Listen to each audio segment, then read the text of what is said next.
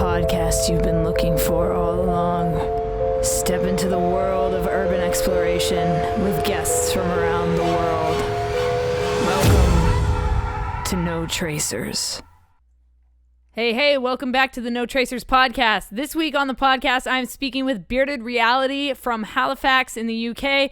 Super excited to chat with him. He actually reached out to me on Instagram at no.tracers and told me that he listened to his friend Kyle's podcast and wanted to come on the show. And I was like, hell yeah, let's do this. Let's chat about your stories.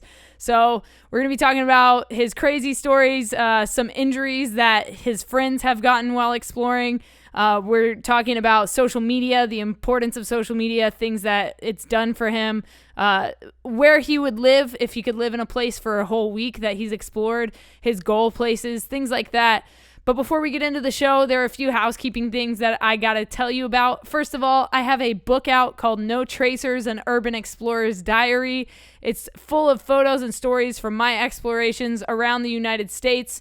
And I would love for you to pick up a copy if you want to do that. Or if you would like to, support the podcast even further, you can do so via Patreon. You can support me monthly on patreon.com/JustTheLetterK. Over there, you will get early access to all of my content. That includes this podcast, my other podcasts, my music, YouTube videos, all kinds of cool stuff. And lastly, I need to thank our partner on this podcast, which is Liquid Death Water. And if you've never heard of Liquid Death Water, don't worry. I've got an ad coming for you in 3, 2, 1. From the streams of the Austrian Alps comes a new kind of water. A water that is sure to raise you from your grave. If you're tired of buying cases of plastic water bottles that contain carcinogens and God knows what else, or if you're trying to lower your waste footprint, Liquid Death comes in beautifully rugged aluminum cans. Murder your thirst with a can of Liquid Death. Check the link in the description and use code JustTheLetterK at checkout for 10% off your order. Liquid Death. Murder your thirst. All right, so if you want 10% off your order of Liquid Death Water, unfortunately, it doesn't ship to the UK or Europe right now, but if you're in America and you like water, you can get 10% off by hitting the link down in the description and using the code JustTheLetterK. Thank you guys for supporting me over on Liquid Death. Without further ado, Bearded Reality, please introduce yourself and what it is you do to the No Tracers audience. Yeah, I'm Bearded Reality, so I'm a photographer, urban explorer, like to travel and do that really, so that's what I do. Known on many platforms as Bearded Reality on YouTube, Instagram, Facebook, all sorts really. Awesome. So what got you into exploring in the first place? What gave you this bug? I started, I went on an explore with the missus about 10 years ago, and because she was doing some urban exploration photos and whatnot. And then about 2 years ago, I thought, I wanted something to do. I did my degree in history and I like old buildings. So I was like, okay, I'm going to go film and go check out these places. And then I've just not stopped, really. That's awesome, man. I love that you're into the history side of things. We'll definitely jump into that more. So tell me more about that first exploration you went on. So this was, 10 years ago. It was Bram House, an old orphanage. The place was amazing. Like I said, still a bit destroyed back then, but quite, how do you say it? Just quite untouched as well at the same time. Massive place, just beautiful. Decay as well. I love decay. Big fan of decay. So when you have natural decay, nature decay, it's quite amazing to see that. And then I still want to go back to this place as well because apparently it's a lot more destroyed now. So obviously 10 years down the line, it's cool to see how a place changes in that amount of time. Yeah, definitely. That reminds me of I went to West Virginia and there was an abandoned elementary school and all the windows were busted out. So the natural decay was really strong in there, and there was a layer of moss on the ground. It almost looked like a football pitch. It was super cool to see, and I would love to go back there now. This has been 4 or 5 years since I went, and I just want to see what it looks like now. And it was in this really small town where the population was 100 people, so it was kind of scary, cool, but it was super cool. But yeah, I love that natural and age decay. I do go back to like a few places just to see how much has changed from like seeing and exploring. And then a year, 2 years later, having a look, and it's crazy to see how some places can be absolutely destroyed through vandalism, decay, and like roofs falling down, and then other places that still remain eerily untouched, which is crazy to me.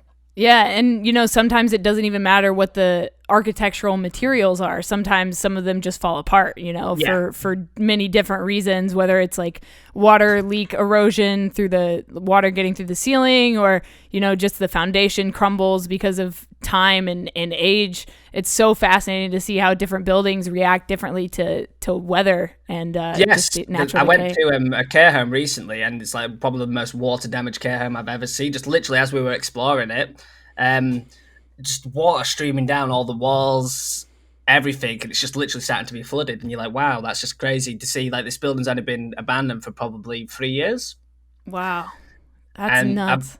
I know what I've noticed is that a lot of the more newer modern buildings are getting destroyed a lot quicker than the older ones by far, which is crazy to think, either because they're being stripped out for copper or just general vandalism as well. The newer buildings don't tend to last in time, really. Yeah, speaking of like copper strippers and metal strippers, what is your opinion on that kind of stuff? And even we could talk about graffiti and vandalism and that kind of thing. Like, what's your opinion on people scrapping and people doing graph in these places? I mean, like as far as copper steal, it's stealing regardless of how it is. It leads to like these buildings not being able to be reused, more work, more cost as well. Which I mean, that would probably put people like me out of business in a sense of like what I do. But it's also nice to see some of these buildings getting reused, repurposed, not destroyed. Because eventually, a lot of places just get destroyed Yeah, completely. They'll knock them down because it's cheaper to do that. But at the same time, like I'm a big fan of graffiti. I've said this quite a few times in a lot of my like videos and whatnot. I love proper graffiti, like where you can see like an artist has taken time, not just like people scrolling the names on walls and things like that, where they've actually taken and added something to the place itself. Yeah, I Because feel the same it's way. still an art form. Yeah, definitely. 100%. Especially if it's done properly, like I Yeah. definitely have an appreciation for it. There was a sugar mill that I explored recently in Colorado, and there were like the big heat vats, and basically they spray painted all the Pac-Man ghosts and Pac-Man on these giant heat vats, and it was so cool to just see that kind of art being used. Like they transformed the building into like an art piece, super cool. Well, that's what I mean. Like we've got like near where I live in Halifax, there's a whole like probably about 18 buildings. I call it a graffiti village. Everything's been tagged, all different arts, like art being done and everything. Like it's amazing to see this and like people going back constantly doing the work on the place. Yeah, and for you, when did photography come into play and like the YouTube stuff? Was it immediately or was it after like a couple explorations? Photography straight away. I've always been taking photos. But like the YouTube stuff, I started in February. I was like to one of my friends, let's go and explore this place. We'll film it, check it out. And this was the big college where I live in my town, because it's been in the papers a lot, and like a lot of people are really unhappy with the building, the state of the building. I was like, oh, cool, let's go check it out. And I'm like, creepy explore. And then I just kept going. Really, that's about it with that, and just enjoying sharing what I do with everybody. Yeah, and talk a little bit more about social media. What's it done for you as an explorer? Have you been able to create and connect with other explorers through it? Oh yeah, definitely. Like I said, there's loads of I know loads of explorers, loads of people that I can consider friends now. We're always constantly trading places, working together, going and explore together. So like you had Kyle on your podcast, and this is why I got in touch, because he comes on at quite a few explores with me, and then I explore. Like I used to do it mainly solo, but I enjoy exploring with other people as well. So for me, I can pick or choose if I want to go out with people. But then I think it's a lot more fun because you get to share that experience with other people as well, and it comes across very well on film. Yeah, and if you guys listening, if you haven't listened to the episode with Kyle, you should go check it out. It's definitely a very, very entertaining episode, and thank you for reaching out. I enjoyed like, Kyle's episode on that. I was like, and then he mentioned he was obviously just a solo expert. I'm like, what you want about me? You come out with me quite a bit. I love it. Little banter there. And do you have gear recommendations? Like, what kind of gear are you working with? What camera are you using? Do you have like any recommendations for people? I'm constantly upgrading. What I've noticed now is I prefer to be more mobile. So I've kind of like started to go with light units. So I use like for my photos now, instead of taking the DSLR Canon 7D and the Mrs. 60, I use the now Galaxy S20 Ultra, which is amazing for photos. Maybe not worth the money, but like if you drop it, but it's a great camera phone as well. I don't use that to film with. I use the GoPro 9 now. Moved from GoPro 7, the Akaso, GoPro 8. The 9 is amazing when it works properly. And it brings... Well, I've been having issues. Like, a lot of my explores have been, like... Well, they're not very good at the moment just because of some firmware updates. I think now I'm recording in 5K, which seems to be coming across very smoothly and better. So I'm happy to see how that goes. Great. But yeah, the 9 is amazing, especially that it's on deal as well. Yeah, I'm going to have to upgrade now. I have the 8 currently, but I've been hearing good things about the 9, so I'm probably going to upgrade myself. Well, in terms of upgrading, I'd say they've got a new update coming like in the next week or so. So hopefully that fixes a lot of issues, because a lot of people have been reporting overheating bugs and other things. I've been fine until the recent update. And then obviously now I've switched to 5K and the footage looks amazing, and I need to go over and process everything. So it's going to be interesting to see what is going to happen with it. But the camera itself, as long as they continually work on it, it's going to be an amazing piece. You won't need to upgrade for years. Yeah, that's awesome. I'm super excited to get my hands on one of those. What other gear are you using, like backpack recommendations or shoes or anything like that? I use generally safety shoes, just because I'm a climber, so I'll climb into everything. Other people don't climb a lot as much as me, so if there's a ladder, if there's a roof or something, off I go, and I'm looking for ways in. So I always have a good pair of shoes. Safety shoes I prefer. Obviously, they're heavier though. Bag-wise, a bag's a bag in my opinion. Doesn't matter what you use as long as you can fit everything in it. I use a big inspection torch. I'm known for that, which just lights up everything. It's amazing. Love my torch. Got a couple of spare torches as well in case I run out of light, because that's never what you want, especially if you go out at night. Yeah. And that's about it, really. Like I said, I've downgraded to go more mobile, but that's what I'm using at the moment. I don't really use much else now, because that's all I need. Yeah, definitely. I'm definitely at the point where I want to downgrade as well and bring less stuff. I used to carry like 3 camera lenses and like all this shit, and I'm just like, I'm too small to carry all this. That was the biggest thing for me. It was just weighing me down, and like I remember I was actually on an Explorer with Kyle, and I jumped over a fence, and because my bag was so heavy, it flung me up in the air and slammed me down on my ankles and on my back, and I was like, oh my god, I could have just destroyed everything, and that's like $1,500 down the drain. That's why I was like, I need to make sure I'm not so heavy, I can escape and do whatever, make sure I'm mobile instead of having all this stuff weighing me down. Yep, definitely. I'm right there with you. And speaking of like, that instance, do you have any urban exploration injury stories? Me personally, not so much. I'm generally quite lucky. I'm usually looking out for other people, making sure like I'm talking people through climbs, what people are doing, whatnot, make sure that they're safe, especially if they're newer to the scene. Like, for example, I've fallen through a roof once on a theatre explore.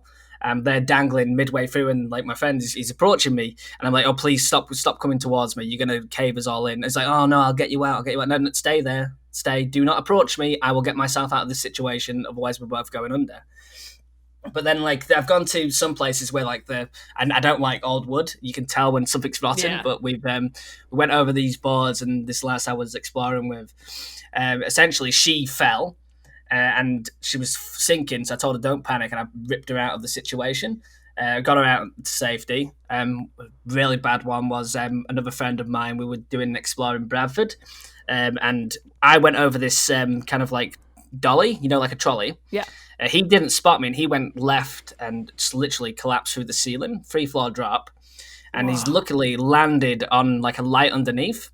So I'm like, all I hear is a massive scream. I come running over, assess the situation, and he's there going, oh, take my phone, take my camera. I'm like, just shut up. Like, don't move. And then, like, I'm not the biggest guy, but ripped him out of the situation. They're all covered in mud. No fatal injuries or no, like, really bad hospital injuries. But it does highlight how dangerous things can be, especially if you're not paying attention or if you're not aware of your surroundings. Yeah, definitely. And what we do isn't the safest thing, Like, by far, no. We put ourselves in these risky situations for the glory of exploring and for the glory of photography. We are obsessed with this, and I think that's why we do it, despite those risks. I think like because I'm an adult now, I take my own risks, but Yeah. I've noticed now I'm getting more riskier and riskier just because I'm more comfortable. Yeah. Whereas like for other people, I recommend staying to just like ground explores and things that are not dangerous, like overly dangerous, because at the end of the day, there's tales around here where people are falling through roofs, kids falling through roofs and whatnot, killing, like dying, just like crazy things happening like that. And it's like, well, at the end of the day, number one, it's not a kid's hobby. It's not a kid's thing. So kids, I mean, I know they like to copy a lot of YouTubers and whatnot, but it's not safe. And you need to know what you're doing. Make sure you're preparing yourself properly, regardless of what you think is going to happen. Be prepared to meet smackheads, crackheads, not the most savoury of people. Be prepared to get angry people, police, all sorts. It's how it works, really. Yeah, absolutely. And tell me about your scariest exploration. I mean, like scariest ways. I mean, I'm quite jumpy as it is. That's why I probably prefer going off with other people now. But like, obviously, when you hear like noises in the dark and you're on your own in like a hospital or something, you're like, what's that noise? What's that noise? And then you go and investigate. I just went to Fenton recently, and I'm telling everybody there's a light up in this building, and they're like, "What do you mean? No, it's not. It's just a lamp." No, there's definitely a light up this building. We go in, yeah, let's go and investigate. Why not? We go into the door, big metal cladding. Okay, what's that? I told you somebody's in here. Carries on, we leave. We continue the explore, and then somebody proceeded to stalk us around the entire complex, closing windows, making noises, and we're like, this is not good at all. There's other instances, like I said, I kind of like believe more in like ghostly things now, I suppose, after doing all these things. Only a bit though, but I've been like to some creepy places where something's been following us around the entire building, messing with the pigeons, doors slamming behind us, people falling over and stuff. And you're like, okay, I won't go back here again. Wow. And then obviously just meeting, like we went to one property and not a good area, but it's been like overtaken with like obviously smackheads. We're going in, and then suddenly two people appear at the window, and I'm like, somebody's there. And everyone's like, nah, there's nobody there. There's somebody there above me. I can see his face at the window with a hockey stick. And they're like, oh, let's go and approach him. Let's go see. I'm like, they're not going to let us in. Oh, can we come in? No. All right. Like obviously, I'm quite respectful when I explore. So if somebody tells you to go, you just leave. No point in causing hassle. There's plenty of places to explore. Exactly. And what about your favorite exploration to date? I've done so many. Like I've literally done so many now. Like I do personally like a lot of the old mansions. Farmhouses I'm in love with at the moment. The feel of farmhouses and the history behind them is quite crazy. Plus, a lot of them are quite untouched, considering how remote they are as well. I think that's something that saves a lot of these properties. I do like the mills as well. I've done a lot of mills because I come from a textile town. So it's interesting to do a lot of like the historical places in my town because of what like it's known for. Definitely. I've just gone to the Duke of Lancaster. I'm working my way on to doing this explore, which is a massive abandoned boat, if you don't know that. Which was, I think it was like not scuppered, but like beached in 1956 or something. And then they're on about turning it into like a live zombie live escape place or something, a fun ship. Oh, wow. But the place is absolutely amazing. So I'm working on my way on there. It's got on-site security. It's got all sorts, and I figured out how I'm going to climb on board and do all this, and knowing that I'm going to get caught, but the explore's going to be worth it. For sure. I love that you're going to do it despite that. So, since you're a history buff, do you have a couple places with your favorite history or some like crazy history that you can share? I mean, so there's got the Storth's Hall Asylum, which unfortunately they knocked down before I could explore it properly. There's the one main infirmary building still there with a big bell tower. They've just started converting it. Lots of tales of like ghostly experiences, all sorts around there. And I recently discovered two houses on the site there as well, which nobody really knew about, or from the area they knew about. But I went and did those, and I got into the papers for those. But like the whole place, they're like 30, 40 years old. And just like I went into one bit and I can hear somebody upstairs. It's been like turned into like a proper sesh then. And you're like, what? And then like obviously Nazi symbols everywhere and all this weird graffiti and old papers. We went to recently this farmhouse. It's called the Widow Soldier's Farmhouse. So like all the stuff when I went had been pretty much removed. Like all the so for some reason, a lot of people taking like the photos of like the families and stuff like that, which I don't get why. Yeah. Which is a shame because it really adds to a place. Yeah. But apparently, it's this this soldier died and left his widow in this property. But when we went there, we noticed, obviously, we found a lot of the postcards, a lot of things like that. And we're like, oh, well, so we can read the postcards, see what's going on. And then we found the big scythe, the thing that used to cut the field. And we're like, oh, there we go. And then behind the wall, we found these stairs that had been like, basically the wall had been smashed, and these stairs leading down to this creepy basement with a pitchfork and a shoe. And then all these old papers leading to killings and other things, and we're like, what's going on here? This is suddenly changed. Whoa. We have something above us, and we're like, oh, here we go. This is not good. And there's only me and another person, and we're like, okay, here we go. Really, really weird places, but definitely enjoyable. But one thing I'm liking about like Explore, usually I find the history, unless I know local history stories about them afterwards, and I'll research a place, add something to the titles of things. Mm-hmm. But it's really cool to see like other people's explores on these places and see how places have changed over time. Oh, definitely. There was in Canada, I explored this place called Century Manor, and it was basically impossible to get into. But recently somebody like broke the door in or, found a way in. And so I finally got to see what it looks like inside, and it was completely pitch black. It's an old asylum and super creepy. And I was like, I definitely don't want to go in there. Like, I'm glad I stayed outside. Like, so creepy.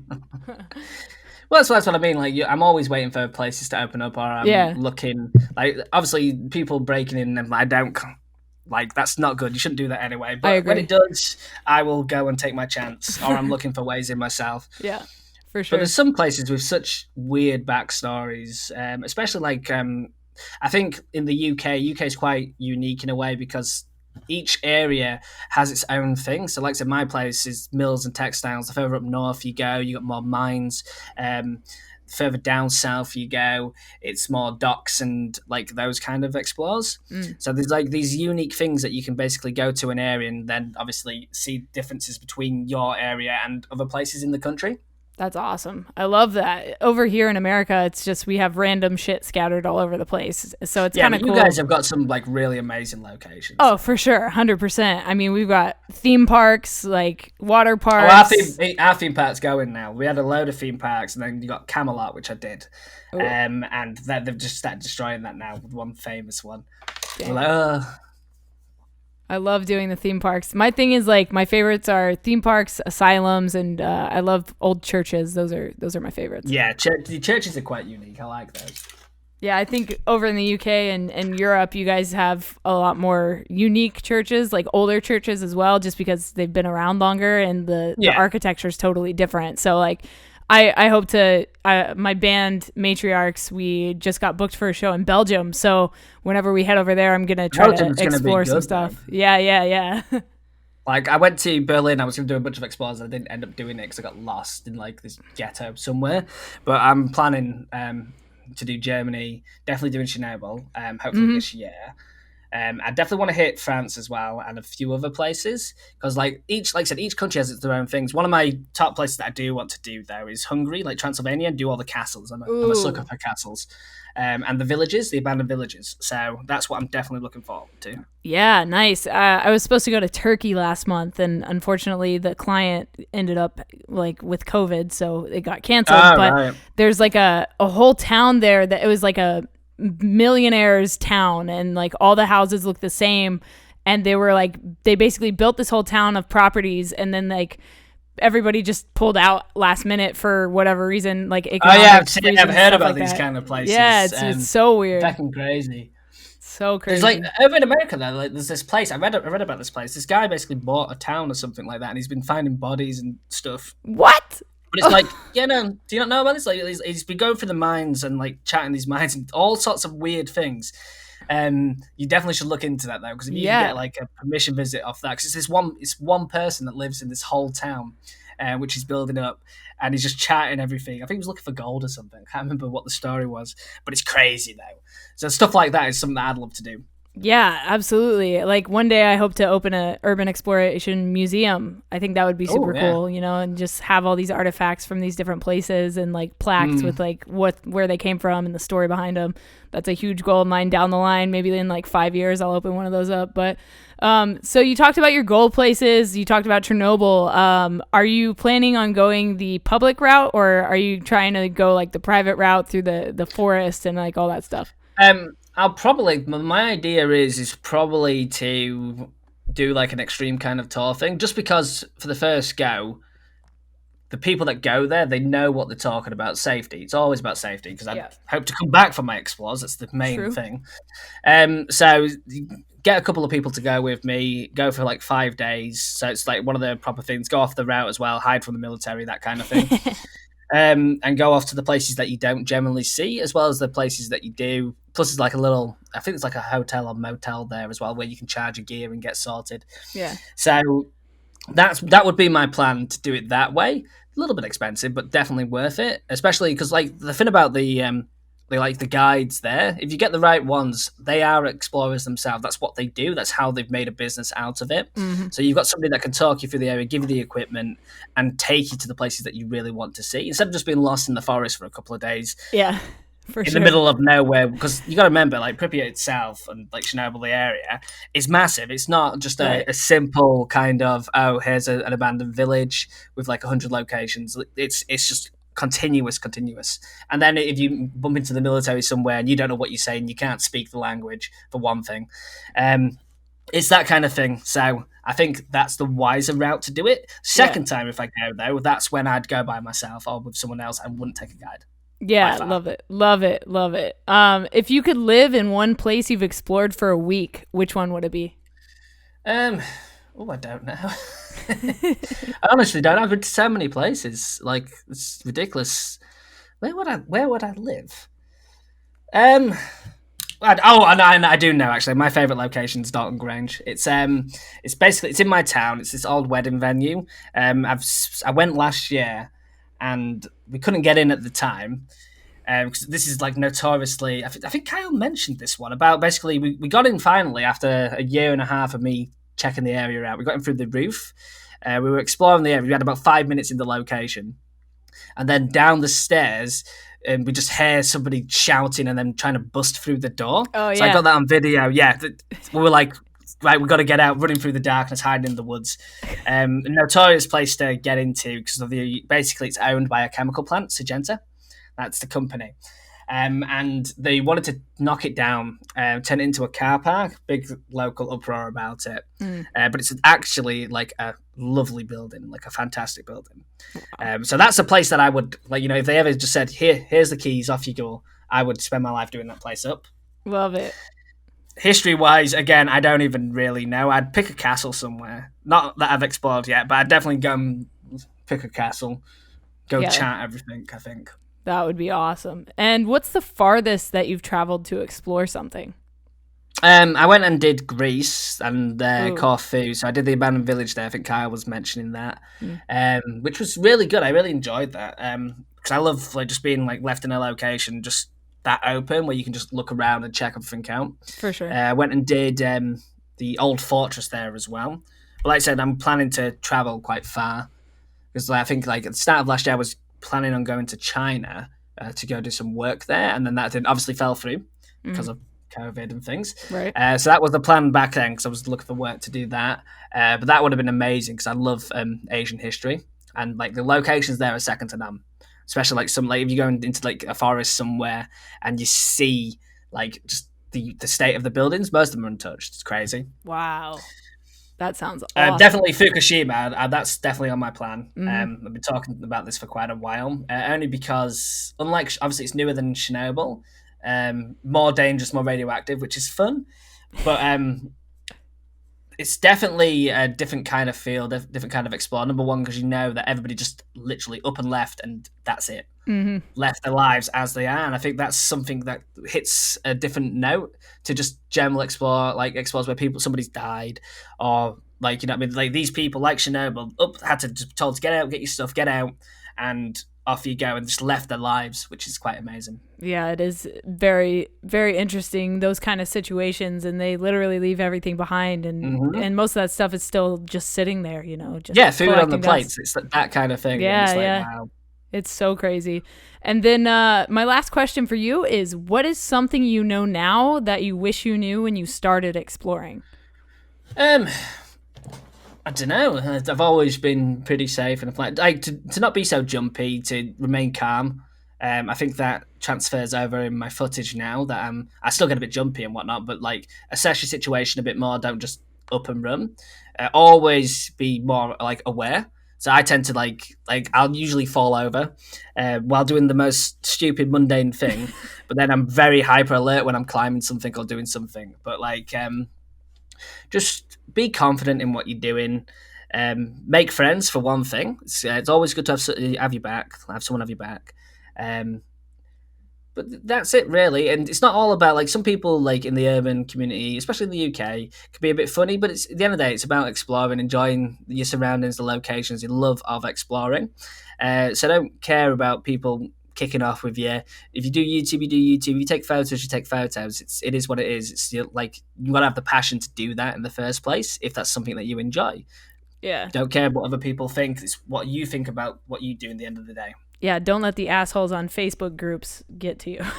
Oh yeah, definitely. But like that's the point though. Like Yeah. a lot of people like will kick off with people over stupid things, and it's Right. like I like to encourage other people to explore. If like for example in my videos, I usually name a location or put like the general info. But when somebody asks me, "Oh, where's this?" I'm like, "Well, all the relevant information is there. Please don't ask me unless you know me properly." Yeah. Don't just ask for opinion. Do a little bit of research. Have a little look, because that's what it's about. You'll find, like I've found, like we've gone to like Wales recently, all these places that we planned to go, and you couldn't get into quite a few of them. But then we've got our eyes open on the road, and we found some of these amazing locations that are just we weren't even looking at.